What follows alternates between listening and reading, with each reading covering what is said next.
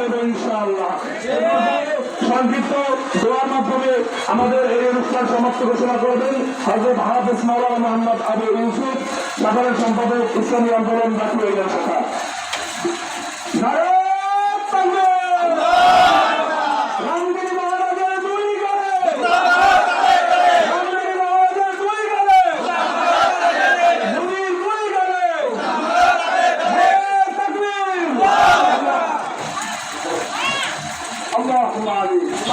اللهم صل على محمد وعلى ال محمد كما صليت على ابراهيم وعلى ال ابراهيم انك حميد مجيد.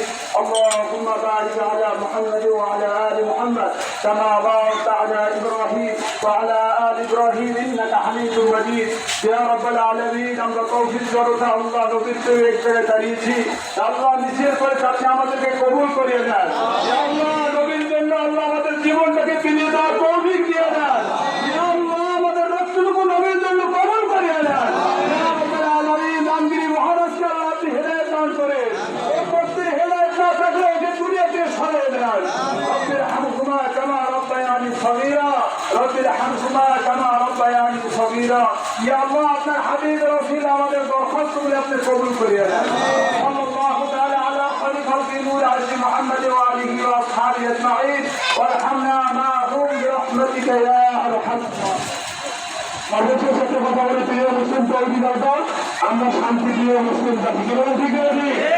এদেশে যারা হিন্দু সম্প্রদায় বসবাস করে আমরা তাদের উপরে কোনো অত্যাচার এবং সামনে তাদের শারদীয় দুর্গাপূজা আসতেছে, তাদের সেখানেও আমরা কোনো রকমের কোনো সন্ত্রাসী হামলা বা কোনো রকমের আমরা তাদেরকে নির্যাতন করবো না। রাজি আছে তো ইনশাআল্লাহ?